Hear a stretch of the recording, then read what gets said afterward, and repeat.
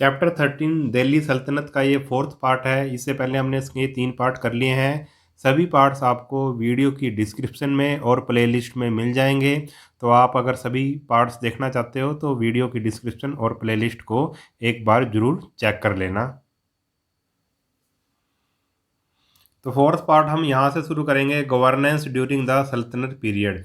जो सल्तनत पीरियड था, आपको पता है हम पढ़ चुके हैं तीनों पार्ट्स में। ये शुरू हुआ था 1206 से शुरू हुआ था, जब कुतुबुद्दीन ऐबक दिल्ली का सुल्तान बना था। और ये चला था लगभग 1526 तक, जब बाबर ने इब्राहिम लोदी को हराकर जो इंडिया में मुग़लों को वो लेकर आया था। तो 1206 से लेकर 1526 तक चला था लगभग। सल्तनत पीरियड आप कह सकते हैं भाई 320 ईयर्स तक सल्तनत पीरियड था। अब इस पीरियड में गवर्नेंस कैसी थी उसके बारे में हम डिटेल से पढ़ेंगे। सबसे पहले अभी एडमिनिस्ट्रेशन, राजकाज कैसे चलता था, राजा अपना काम, सुल्तान कैसे करता था काम। The sultan dominated the central government as he was the head of the state. जो सुल्तान होता था वही जो सेंट्रल गवर्नमेंट होती थी, जो मुख्य गवर्नमेंट होती थी, जो पूरे सल्तनत को चलाती थी, उसका क्या होता था भाई, हेड होता था, वही डोमिनेट उसको करता था। He also acted as the chief executive and highest court of appeal. और वो जो सुल्तान होता था वही मुख्य जो चीफ एग्जीक्यूटिव, मुख्य काम करने वाला वही होता था। और हाईएस्ट कोर्ट ऑफ अपील और वो जुडिशरी का भी क्या आप कह सकते हैं भाई, हेड होता था। He appointed many minister to run the administration. और वो अपना राजकाज चलाने के लिए, एडमिनिस्ट्रेशन को चलाने के लिए, प्रशासन को चलाने के लिए उसने कई मिनिस्टर्स को, मंत्रियों को अपॉइंट कर रखा था। अब डू यू नो में ये कुछ पोस्ट्स दे रखी हैं जो राजकाज चलाने के लिए होती थी। डू यू नो में Wazarat, Diwan Wazarat, the head of the this department was wazir and looked after the finance, revenue, taxation and the entire central administration. The head of this department, ये जो दीवान वजारत होता है इसका जो हेड होता था उसको वजीर कहते थे। और उसका वजीर का काम क्या होता था, जितना भी फाइनेंस यानी कि धन संबंधी जो भी टैक्स वगैरह इकट्ठा करना वो उसको देखता था। और जितना भी उसका सेंट्रल एडमिनिस्ट्रेशन है, जो राजा का जो मुख्य राजधानी से जो काम काज चलता था उसको देखना होता था। He was like the present prime minister, जैसे अब हम प्राइम मिनिस्टर जो सारे काम करता है लगभग वैसे ही काम उसके थे। अब आ गया दीवान अर्ज। दीवान अर्ज का क्या काम होता था, ये क्या पोस्ट थी। He was the head of the military administration and organize the military, conducted inspections and maintain complete discipline. और ये जो हेड होता था दीवान अर्ज, ये किसका हेड होता था, ये मिलिट्री का हेड होता था, सेना का हेड होता था। सेना के कामकाज को देखता था और उसको ऑर्गेनाइज करता था और इंस्पेक्शन वगैरह करता था, ठीक है। और मेंटेन कंप्लीट डिसिप्लिन, और सेना में जो डिसिप्लिन बना के ये रखता था। He was like the present defence minister, आप इसको एक, जैसे अब रक्षा मंत्री होता है, डिफेंस मिनिस्टर होता है, उस तरह से आप इसको मान सकते हैं।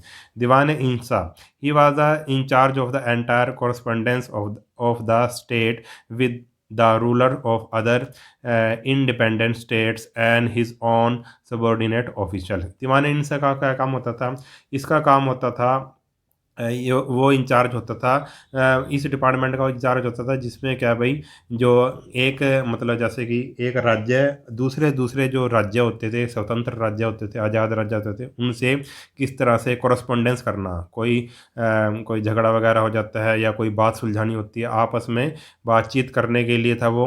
एक तरह से आप इसको कह दो कि वो एक विदेश मंत्री था, एक्सटर्नल अफेयर मिनिस्टर था वो, ठीक है। और जो उसके नीचे होते थे ऑफिशियल्स, उनको भी वो इंस्ट्रक्शन वगैरह देता था या कोरस्पोंडेंस करता था, ठीक है। उसके बाद आ गया भाई चीफ बारिट। चीफ बारिट क्या, बारिट्स आर स्पाइज, ये क्या थे भाई, जासूस थे, जासूसी विभाग था ये। They were the ears and eyes of the sultan, और ये ईयर्स और आइज थे सुल्तान के, यानी कि सुल्तान इनसे अपने राज्य के बारे में, अपने दुश्मनों के बारे में सारी खबरें लेता था। ये जासूस विभाग का हेड था। अब आ गया काजी उल गुजात। काजी उल गुजात क्या होता था भाई, ही was the head of the judiciary, ये जुडिशरी का हेड होता था, यानी कि जो भी कोर्ट्स वगैरह होती थी उसका जो निर्णय, कोई लड़ाई झगड़ा हो जाए, किसी का केस चले, निर्णय लिया जाता था। और ये क्या होता था भी, काजी कहते थे इसको, काजी उल खुजात, ये मेन होता था, हेड होता था, like the present chief justice of supreme court, जैसे अब होता है chief justice of supreme court होता है, सुप्रीम कोर्ट का जो जज होता है, उसी तरह से था ये। Wakil Wakil dar, he looked after the personal comfort of sultan and his family, और इसका काम क्या होता था, एक तरह से आप यूँ कह सकते हैं भाई ये जो सुल्तान की पर्सनल कंफर्ट को देखता था और उसकी फैमिली की देखभाल करता था, ठीक है। आप जैसे कह सकते हैं इसको पीए कह सकते हैं एक तरह से, है ना। He also looked after karkhanas which produced goods required by the royal family and maintain proper record. और ये क्या भाई, जो कारखाना होता था जिसमें जो रॉयल फैमिली के लिए, शाही परिवार के लिए चीज़ें बनाई जाती थी, ठीक है, कारखाने में बनाई जाती थी। तो शाही कारखाने होते थे, उसमें सिर्फ किसके लिए बनाई जाती थी चीज़ें, शाही फैमिली के लिए, जो राजा की फैमिली होती थी उसके लिए और राजा के लिए बनाई जाती थी। वो उसकी कारखाना को देखता था और जो रिकॉर्ड होते थे उनको भी मेंटेन वो करता था। अब सोसाइटी के बारे में पढ़ेंगे। सोसाइटी कैसी थी उस time. The Indian society was divided mainly into two classes, Hindus and Muslim. दो क्लासेस में डिवाइड थी उस टाइम, हिंदू थे और मुस्लिम थे। The Muslim were the ruling class in the Islamic state, और इस्लामिक स्टेट में जो मुस्लिम थे वो क्या थे भाई, रूलिंग क्लास थे, मतलब राज करने वाला था उस समय मुस्लिमों का राज था। They were divided mainly into two sect, और ये जो मुस्लिम थे वो दो भागों में बटे हुए थे, सुन्नी और शिया, दो तरह के मुस्लिम थे।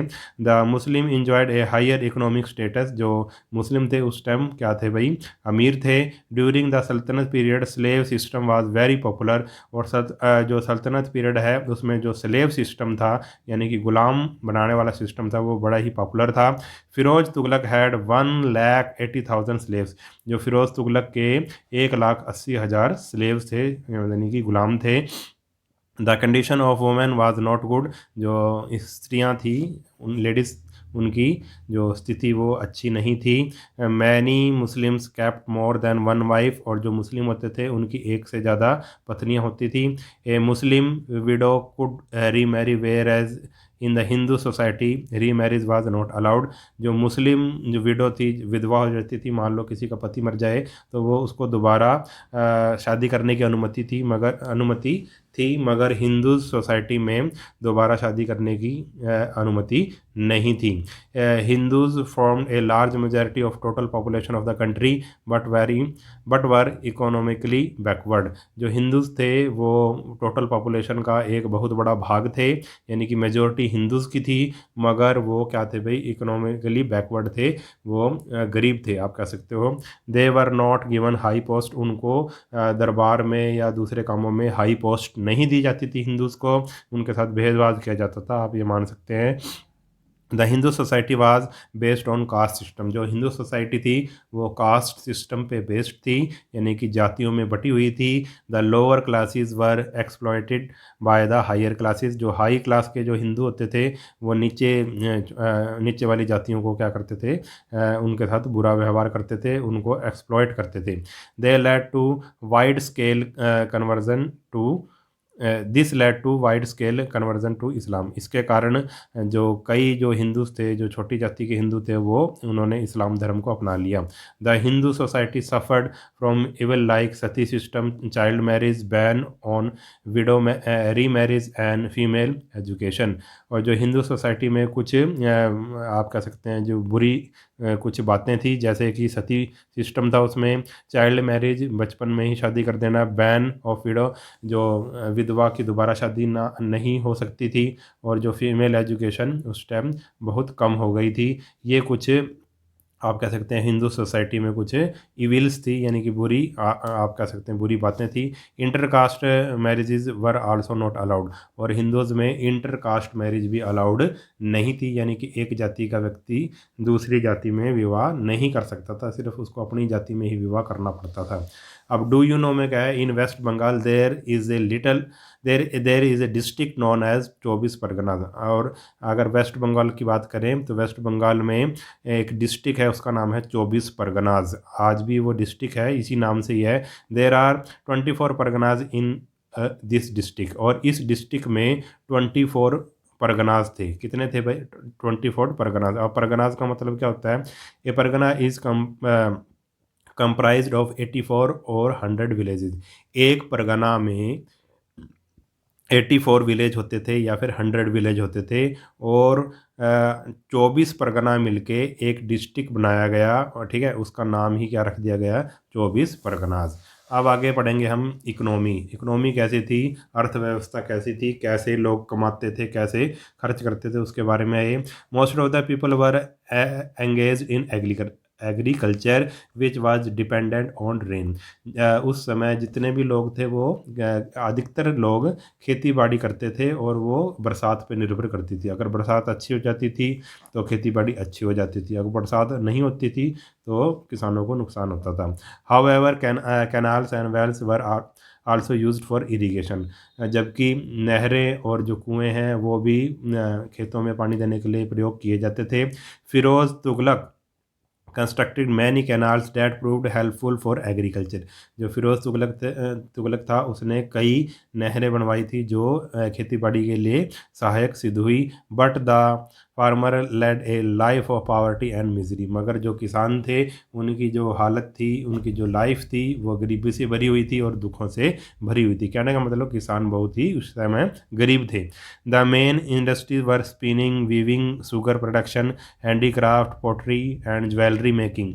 जो मेन क्या इंडस्ट्री क्या थी उस टाइम, स्पिनिंग यानी कि धागा बुनना, वीविंग कपड़ा बुनना, शुगर प्रोडक्शन चीनी बनाना, हैंडीक्राफ्ट के काम करना, पोट्री बर्तन बनाना, मिट्टी के बर्तन बनाना, ज्वेलरी यानी कि आभूषण वगैरह बनाना, ये मेन इंडस्ट्री उस समय थी।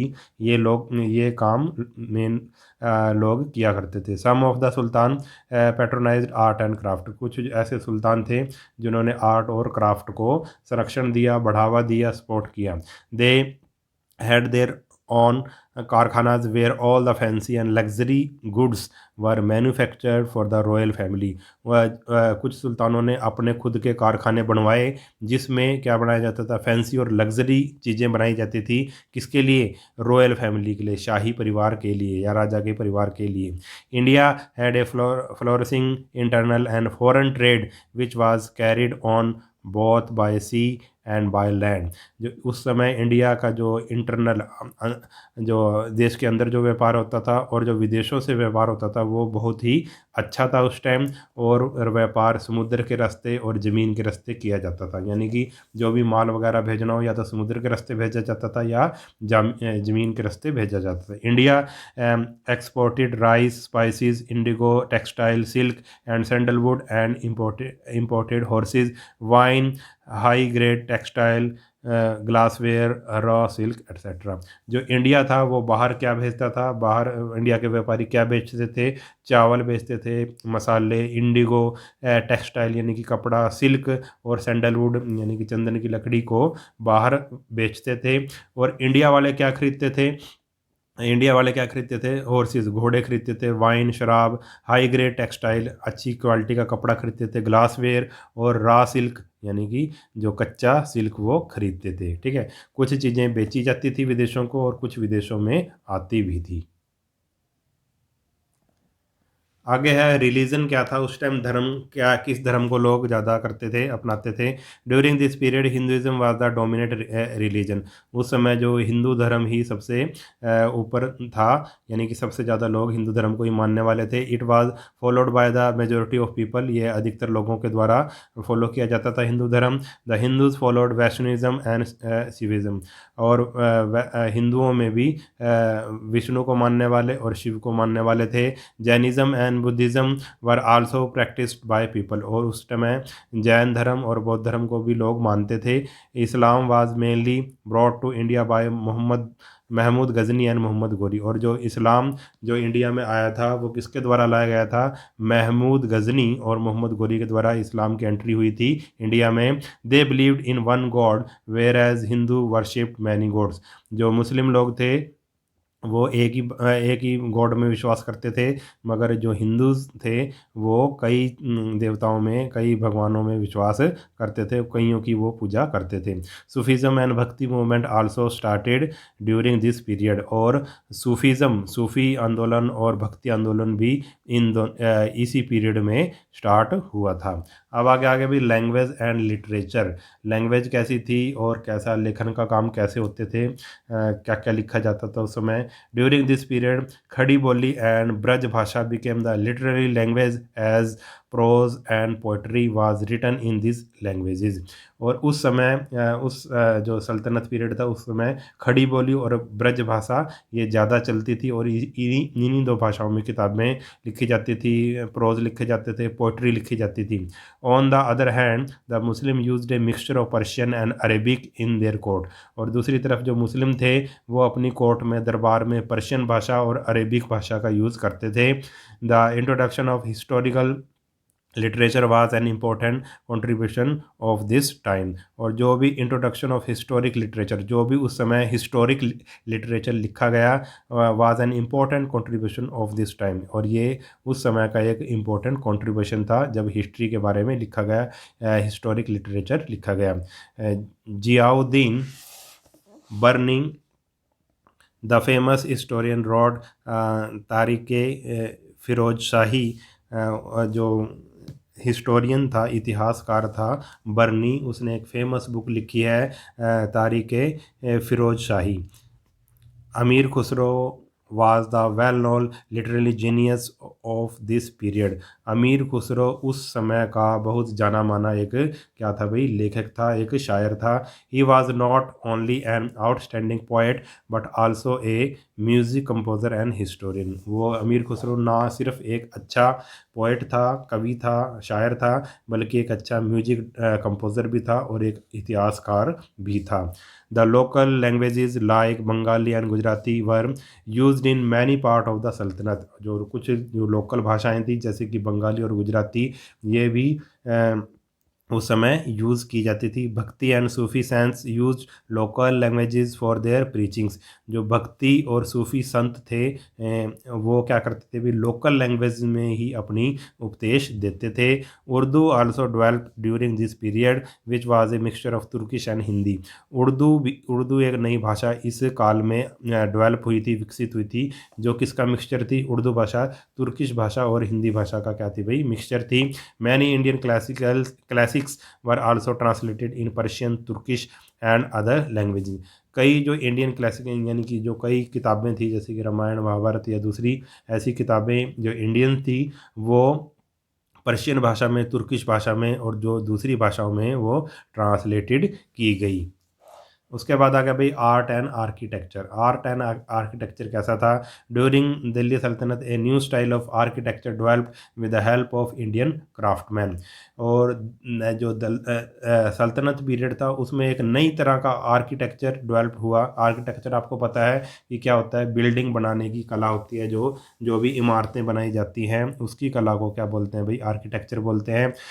तो मतलब उस समय में सल्तनत काल में एक नई तरह का आर्किटेक्चर डेवलप हुआ, ठीक है, with the help of Indian craftsman. क्योंकि जो मुस्लिम लोग थे वो बाहर से आए थे, कुछ मुस्लिम उनका वो अपने साथ कुछ आर्किटेक्ट लेके आए थे, कुछ इंडिया वालों का आर्किटेक्ट था, यानी कि ये दोनों मिलकर मिक्सचर हुआ इसका। This is known as Indo Islamic architecture. और ये जो नया आर्किटेक्चर का निर्माण हुआ इसको हम इंडो इस्लामिक आर्किटेक्चर बोलते हैं, यानी कि इंडियन भी था वो, इस्लामिक भी था। Its impact is clearly visible in the monument of the period. और जो भी उस समय मोनूमेंट बने थे, जो भी इमारतें वगैरह बनी थी, उसके प्रभाव को हम, ये जो नया आर्किटेक्ट जो डेवलप हुआ था उसको हम आसानी से उन मोनूमेंट्स में देख सकते हैं कि इंडो इस्लामिक का वो क्या था, मिक्सचर था। The earliest example of this architecture are the Qutbi Masjid. और जो इसका एग्जाम्पल हम देख सकते हैं भाई, कुतुबी मस्जिद में देख सकते हैं, एंड कुतुब मीनार इन दिल्ली। और जो कुतुब मीनार है उसमें भी देख सकते हैं। ये क्या था भाई, ये दोनों इमारतें क्या थी, एक तरह से इंडो इस्लामिक आर्किटेक्चर की मिक्सचर थी। They were constructed by Qutbuddin Aibak the first sultan of Delhi Sultanat. और ये दोनों कुतुबी मस्जिद और कुतुब मीनार ये कुतुबुद्दीन ऐबक के द्वारा बनवाए गए थे। ही डाइड क्वाइट अर्ली, और उसकी जल्दी मृत्यु हो गई थी। सो Qutub Minar was completed by Iltutmish. इसलिए कुतुब मीनार को इल्तुतमिश ने पूरा करवाया था, क्योंकि कुतुबुद्दीन ऐबक की 4 साल बाद ही मतलब मृत्यु हो गई थी। 1206 में, 1210 में मृत्यु हो गई थी। 1206 में वो सुल्तान बना था, 1210 में उसकी मृत्यु हो गई थी। तो उसके बाद इल्तुतमिश ने कुतुब मीनार को पूरा करवाया था। Alauddin Khilji extended the Quwwat ul Islam mosque and build Alai Darwaza near it. और जो अलाउद्दीन खिलजी था उसने इस मस्जिद को बढ़ाया और अलाई दरवाज़ा इसके पास बनवाया। ठीक है, एक दरवाज़ा बनाया, गेट बनाया, उसको अलाई दरवाज़ा कहते हैं। This is a very decorative and impressive gateway with an arc. और ये बहुत ही अच्छा डेकोरेटिव और इम्प्रेसिव एक दरवाज़ा है। उसके बाद आगे भाई डू यू नो में Khilji wanted to build a minar in front of Qutub Minar which was to be double of it side. जो खिलजी था वो भी क्या करना चाहता था, अलाउद्दीन खिलजी भी एक कुतुब मीनार के सामने ही एक मीनार बनाना चाहता था जो कुतुब मीनार से लगभग डबल हाइट की थी। But he could not fulfil his dream as he died at a young age. मगर वो अपने जो सपने को पूरा नहीं कर सका क्योंकि वह यंग एज में ही उसकी डेथ हो गई थी। This incomplete Minar can be seen even today. और इस इनकम्प्लीट मीनार को हम, जो पूरी ना हो सकी थी, उसको आज भी हम देख सकते हैं। ठीक है। Tughlaq founded many new cities. जो तुगलक था उसने कई सिटीज़ बनाई। फिरोज शाह कोटला, फिरोजाबाद, तुगलकाबाद। ठीक है, तुगलक्स ने कई नए शहर बसाए। The famous monument of Tughlaq is the Ghiyasuddin Tughlaq stone. और जो सबसे जो फेमस इनका मोनूमेंट है वो क्या है भाई, गयासुद्दीन तुगलक का मकबरा है। मकबरा आपको पता है ना, टॉम क्या होता है?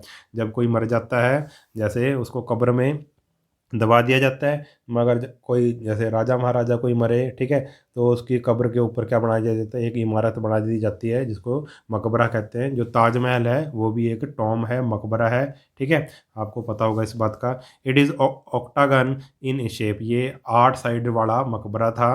It is in front of Tughlaqabad fort in south Delhi on Mehrauli Okhla road. और ये कहाँ पे है भाई? ये दिल्ली में है, साउथ दिल्ली में, in front of Tughlaqabad fort. वहाँ पे तुगलकाबाद का किला है। अगर आप जाओगे घूमने दिल्ली में, साउथ दिल्ली में, तुगलकाबाद का किले के सामने है, ऑन महरौली ओखला रोड। और ये महरौली ओखला रोड पे है, जिसको अब क्या बोलते हैं भाई, महरौली बदरपुर रोड बोलते हैं।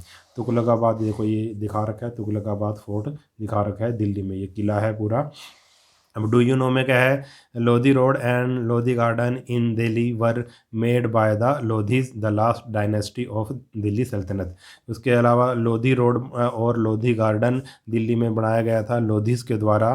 ठीक है, जो दिल्ली सल्तनत की जो लास्ट डायनेस्टी थी, दिल्ली सल्तनत पर लास्ट में राज करने वाले ये राजा थे, डायनेस्टी थी लोधी डायनेस्टी। उन्होंने लोधी रोड और लोधी गार्डन बनवाया था। तो ये चैप्टर हमारा हो गया कंप्लीट। अगर वीडियो आपको अच्छा लगा है तो चैनल को सब्सक्राइब कर लेना और वीडियो को अपने सभी दोस्तों के साथ शेयर जरूर कर देना। मिलते हैं नेक्स्ट वीडियो में, तब तक के लिए नमस्कार।